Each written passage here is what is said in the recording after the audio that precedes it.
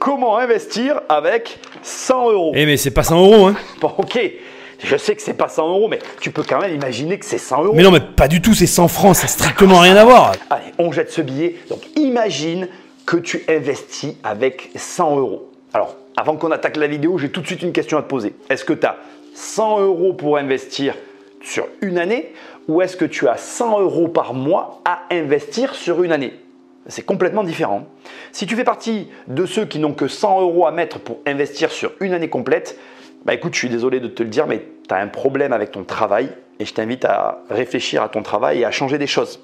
Et ne viens pas me dire dans les commentaires ou même à toi-même un truc du ah non mais je peux pas, c'est trop compliqué. Non, non. En fait, si tu n'as pas 100 euros par mois à mettre dans de l'investissement, ce qui est déjà rien du tout en soi et c'est pas péjoratif, c'est déjà très bien, mais c'est pas suffisant. Mais bon bref, tu comprends ce que je veux dire. Bah, c'est que c'est ton travail qui pose problème. Donc dans ces cas-là, il faut être prêt à changer des choses pour augmenter l'argent que tu peux mobiliser pour essayer de changer.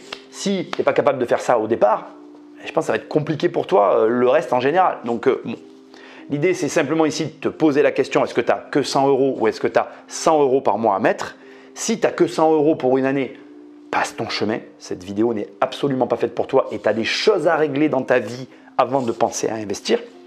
Si tu as 100 euros par mois à mettre dans de l'investissement, reste avec moi, attache ta ceinture, c'est parti. On va nulle part, hein. On reste là et on attaque direct. Je vais te donner une liste de 10 points, 10 choses dans lesquelles tu peux investir 100 euros par mois et qui vont produire des résultats, des changements dans ta vie en termes d'investissement. La liste commence très simplement. Premièrement, la bourse. Donc, tout ce qui touche à la bourse, et j'inclus aussi les SCPI à l'intérieur, etc.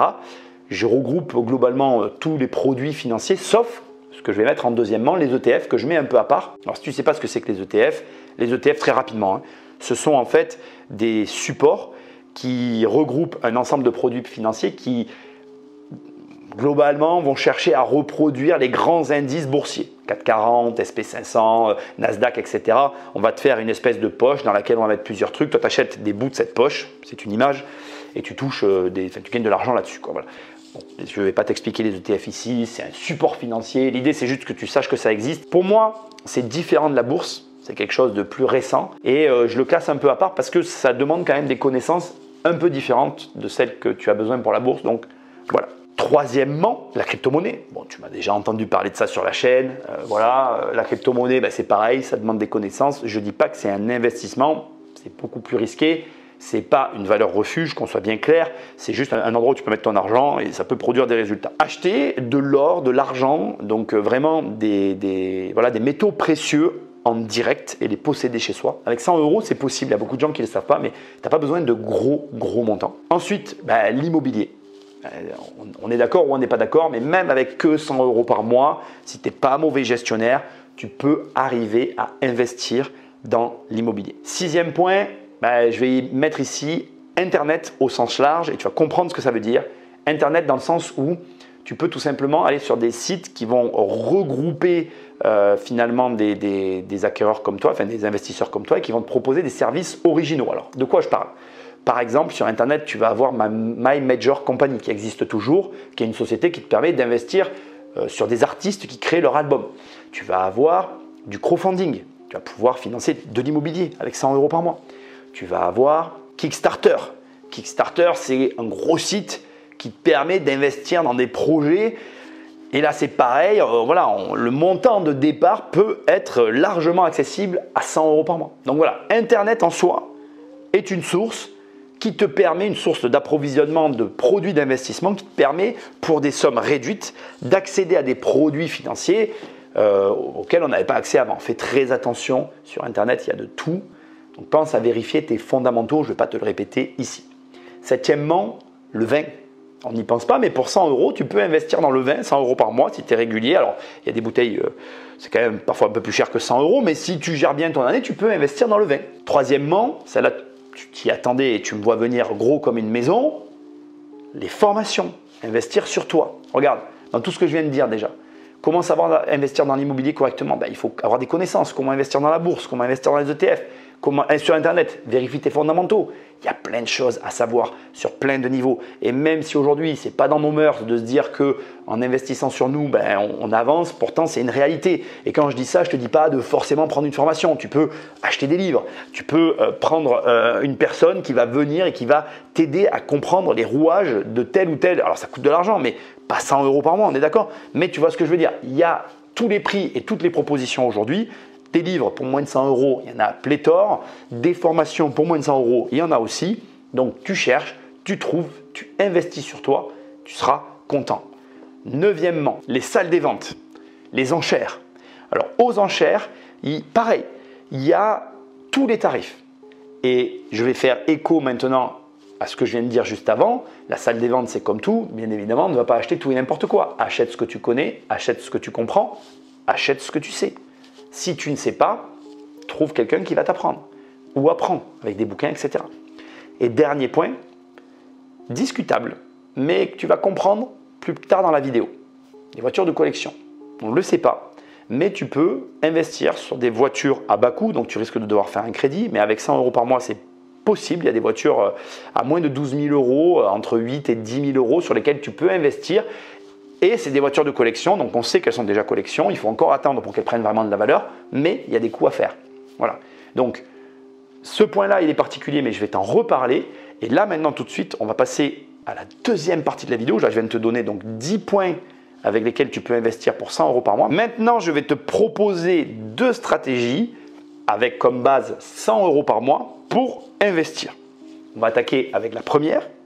Et je vais te le dire tout de suite, la base de la réflexion avec la première stratégie, c'est la bourse. Donc ce qu'on va faire, j'ai choisi la bourse, je vais quand même te l'expliquer rapidement. J'ai choisi la bourse pourquoi? Parce que dans la bourse, il y a pléthore de prix et il y a même tous les prix. Il y a ce qu'on appelle les penny stocks. Tu feras des recherches là-dessus. C'est des actions qui sont extrêmement peu chères, mais ce n'est pas la stratégie qu'on va employer. Mais en bourse, tu peux trouver des actions à 5 €, à 15 €, à 20 €, à 50 €, à 100 €, à 300 €. Il y a tous les tarifs. C'est ce qui m'intéresse. Et la première stratégie que je vais te proposer, elle va donc commencer avec la bourse et on va tout de suite faire des recherches. Et donc, on va faire ensemble des recherches pour définir ce qu'il y a de mieux dans notre situation. 100 € par mois, je ne vais pas te le redire, ce n'est pas énorme. Donc, bien évidemment, dans la liste que je viens de te donner, je vais faire un choix. On va choisir directement la bourse avec les actions à dividendes et on va taper, comme tu peux le voir, actions à dividendes, ou plutôt on va même écrire actions, on va changer ça ici avec les meilleurs dividendes. On va voir un petit peu sur quoi on tombe. C'est déjà apparu. Et donc, on va regarder. Donc, actions les plus performantes à acheter en 2023. Blablabla, c'est pas exactement ça que je cherche. Je voudrais juste investissement ETF. Tu retrouves ici donc les fameux ETF. Les 15 actions françaises avec le meilleur dividende de 2023. Tu vois, donc recherche basique. Hein. Je fais rien qui n'est pas, qui n'est pas accessible au plus grand nombre. Je demande à Google, Google me donne la réponse, je cherche avec lui et je m'attends juste à avoir des noms. Donc ça ne m'intéresse pas non plus trop compliqué. Je voudrais juste une liste en fait. Le but c'est que la vidéo reste simple. Est-ce que je vais trouver ça? 22 actions à dividende. Donc tu vois, bon, voilà. On cherche vraiment. On n'est pas pour l'instant, on n'est pas dans la recherche approfondie. On veut juste des noms et j'en ai toujours pas à te donner. 5 actions à dividende. Voilà. Donc total GTT, Vinci. Alors là c'est intéressant. J'ai des noms. Je vais commencer à te parler. Donc déjà, quand tu vas commencer à chercher des actions à dividende, réfère-toi à ce que tu connais. Donc ça veut dire que on a tous, tu vois, un domaine de compétences, un travail, etc. Et automatiquement, eh bien en fait, ce travail nous donne des compétences et des connaissances dans des secteurs d'activité. Donc bien évidemment, tu sais exactement ce que je suis en train de chercher. Moi, je suis dans le domaine de l'immobilier et je cherche des actions que je connais. Alors là, déjà, il y en a que je connais, donc je ne vais pas rentrer dans le délire, dans celle que je suis en train de voir défiler.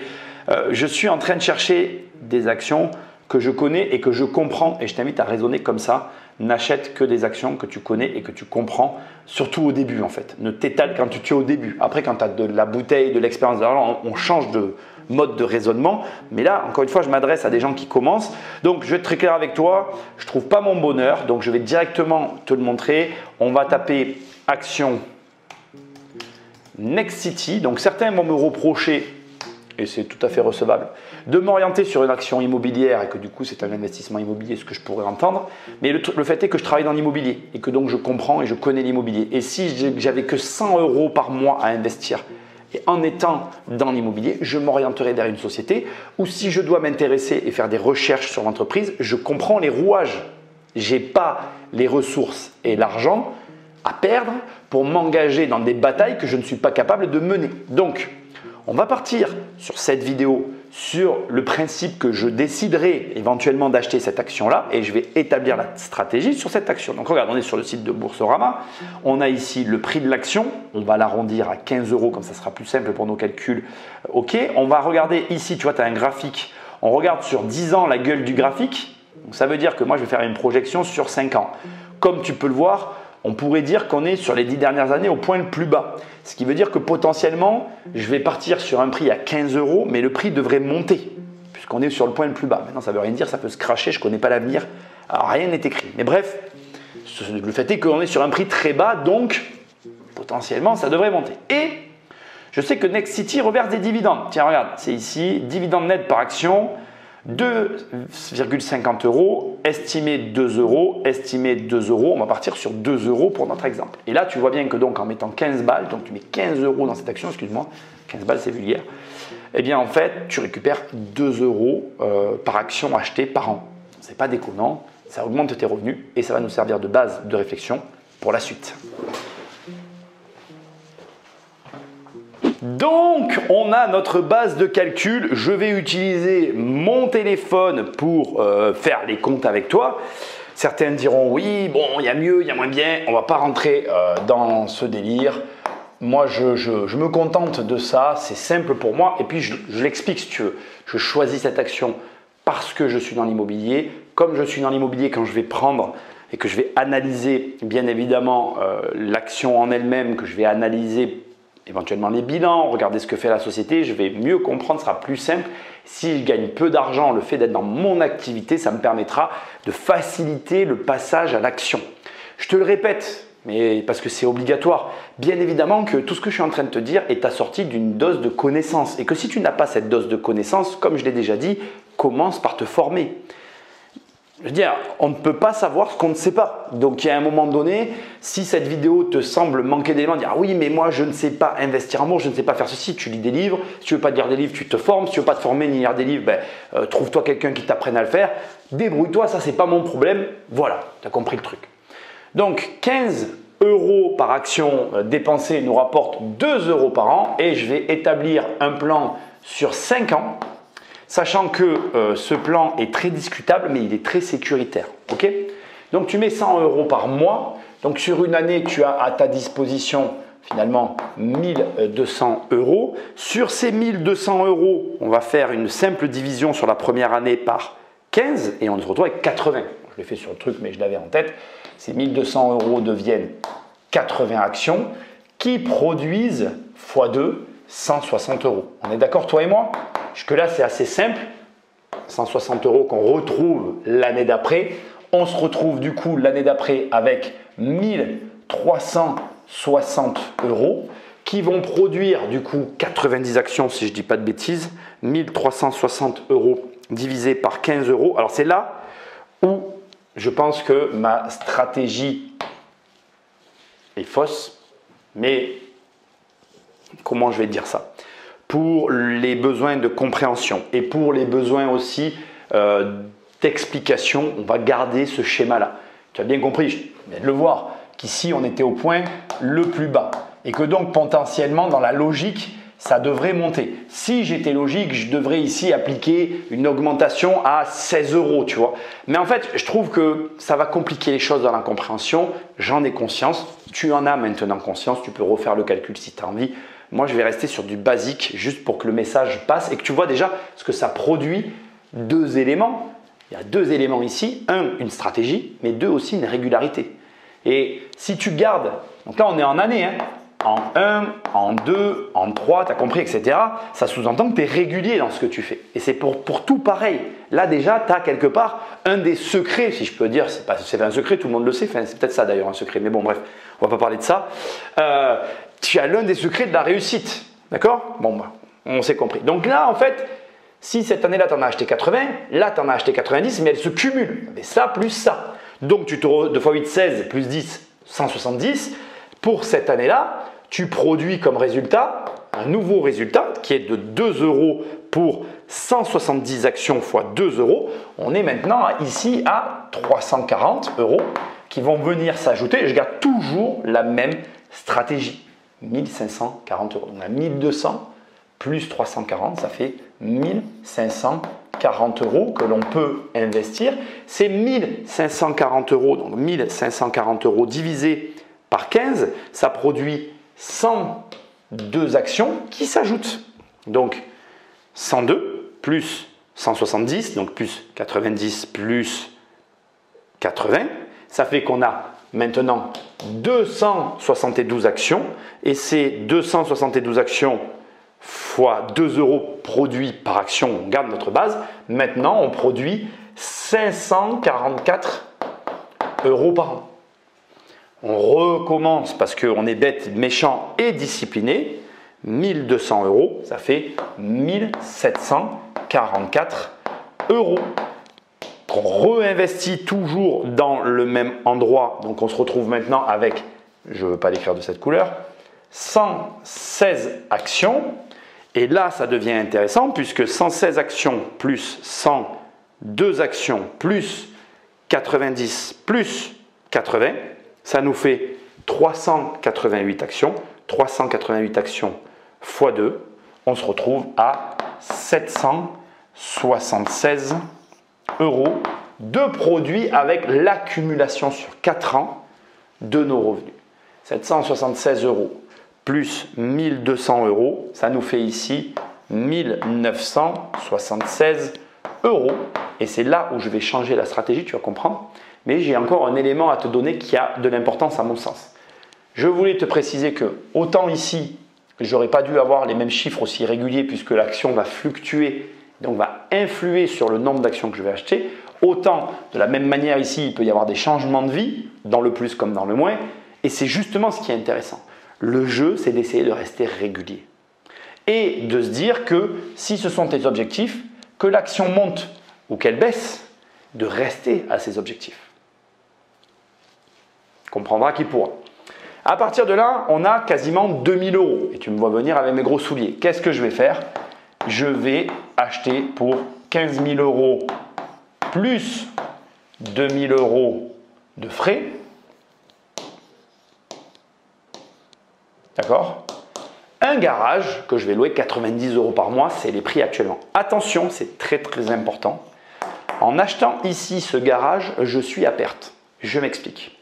En mettant 2000 € d'apport, en faisant un crédit de 15 000 € sur 20 ans, tu vois déjà je fais un crédit immobilier, en apportant 2000 €, je vais voir la banque, j'essaie d'avoir un crédit sur 20 ans, j'ai un crédit à 4%, et j'ai 90 € là, sur ce montage-là, j'ai, en fait, je vais l'écrire ici, je vais faire un petit cadre et je vais quand même le noter parce que c'est important, j'ai 90 € de crédit pour 90 € de loyer, donc je fais ce qu'on appelle communément une opération blanche, et donc je génère sur un garage comme ça, plus ou moins environ 40 € de frais mensuels que je dois payer de ma poche, qui effacent le bénéfice de tout ce que j'ai fait avant. Autrement dit, en faisant cette opération, je produis, je me mets à zéro en fait. Et là tu vas te dire, attends mais t'es débile ou quoi? Ben pas du tout. Parce que ça sera la première fois que j'arrive à générer un aussi gros montant en n'ayant jamais été capable d'avoir autant que 1200 € par an. Et elle est là. Il est là l'objectif, c'est d'aller chercher un montant plus important que cet éternel 1200, 1500, 2000 € par an. Certains vont me dire, ah oui, tu aurais dû continuer la stratégie, c'est plus ça. Mais non, pas du tout en fait. Parce que là, tu crées de l'argent. Là, tu attends l'argent. Entre créer et attendre, je préfère créer. Donc voilà, là, tu as compris la logique de la stratégie. C'est la première stratégie des deux que je vais te proposer. Il y en a une deuxième que je vais t'expliquer maintenant. Celle-là, c'est la plus sécuritaire et c'est celle qui te permet sur 5 ans, c'est très très long 5 ans, d'espérer déjà te constituer en n'ayant que 100 euros à investir, un patrimoine qui sur 10 ans, avec une base de 100 euros, va représenter quelque chose comme 20-30 000 euros. Je trouve que c'est déjà pas mal, mais j'ai une deuxième stratégie à te proposer. Et ça va être extrêmement simple. L'idée, elle est basique. Tu vas choisir une activité qui ne nécessite pas de gros montants et pour laquelle bien, tu vas pouvoir mixer entrepreneuriat et investissement. Je m'explique, tu vas comprendre et c'est là maintenant que tu retrouves le fameux dernier point de tout à l'heure, les voitures de collection. Tu vas essayer d'acheter une voiture de collection que tu vas essayer par exemple de rénover, que tu vas essayer de revendre plus cher. Tu vas essayer d'acheter un bien immobilier que tu vas rénover et que tu vas essayer de revendre plus cher. L'idée de cette deuxième méthode qui est beaucoup plus complexe à mettre en place avec 100 euros par mois, c'est d'aller chercher à la fois dans tes compétences, à la fois dans ce que tu sais faire, à la fois dans ce qui te plaît, quelque chose que tu vas pouvoir mixer pour faire levier sur l'argent que tu n'as pas. Alors bien évidemment, c'est un peu la méthode que moi j'ai employée. C'était à peu près logique que je t'en parle. J'en parle dans mon livre, Devenir riche sans argent. Mais tu comprends l'idée. C'est ça en fait. C'est j'ai pas d'argent, pas assez. Donc je vais faire quelque chose d'hybride pour essayer de changer mon quotidien. Alors maintenant, on arrive à la dernière partie. Quelle est la stratégie que je choisis en fait par rapport à ma situation? Très simple. On a finalement deux possibilités. La première, très sécuritaire. La seconde, plus agressive. Et c'est là que ça devient intéressant. Tu peux, selon ton profil, choisir l'une ou l'autre. Comment on définit son choix? C'est très facile. En fonction de notre capacité à gagner de l'argent. Moins tu es capable de gagner de l'argent, moins tu prends de risques. C'est aussi simple que ça. Comme tu ne sais pas gagner d'argent, comme tu ne sais pas faire, tu dois éliminer tout ce qui peut te faire perdre le moindre centime. Quand on n'a pas d'argent, on ne perd pas d'argent. C'est aussi simple que ça. Et à l'inverse, plus tu es capable de faire de l'argent, plus tu vas pouvoir prendre des risques. Et le paradoxe, il est justement là. Il est que pour apprendre à faire de l'argent, il faut prendre des risques. Et plus tu vas t'orienter vers du sécuritaire, moins tu prendras de risques et donc moins tu auras d'argent. Donc, tu me vois venir gros comme une maison. Moi, j'opterai pour les deux stratégies. C'est-à-dire que si tu m'écoutes et que tu as un problème avec l'argent et que tu n'as pas assez d'argent et que tu ne sais pas comment faire, je commencerai par faire le plan que tu viens de voir sur 5 ans. Puis au terme des 5 ans, quand j'aurai tout mis en place, c'est-à-dire un peu de revenus de la bourse, un petit garage et cette situation un peu bancale qui ne te fait pas gagner d'argent mais qui te sécurise sur un patrimoine inespéré parce que tu n'as pas des gros moyens, eh bien, à partir de là, je prendrai un petit risque modéré, par exemple sur une voiture de collection ou sur un domaine qui me plaît comme l'immobilier, la crypto-monnaie, la bourse, enfin bref, tu choisis et j'essaierai de faire du cash. Voilà une démarche intellectuelle, il y en a plein d'autres possibles, bien évidemment. Encore une fois, et je te l'aurais dit dès le départ, avec 100 euros, c'est pas évident, c'est pas une partie de plaisir. Mais ce qui est important et ce que je veux que tu retiennes de cette vidéo, et ce sera le mot de la fin, c'est jamais impossible en fait. Les gens qui s'en sortent, ils font avec ce qu'ils ont. Tu n'as que 100 euros par mois pour investir? Investis avec 100 euros par mois et ça t'amènera forcément quelque part. Par contre, si tu ne fais rien, tu auras une certitude, c'est qu'il t'arrivera rien. Je te dis à très bientôt dans une prochaine vidéo. Salut!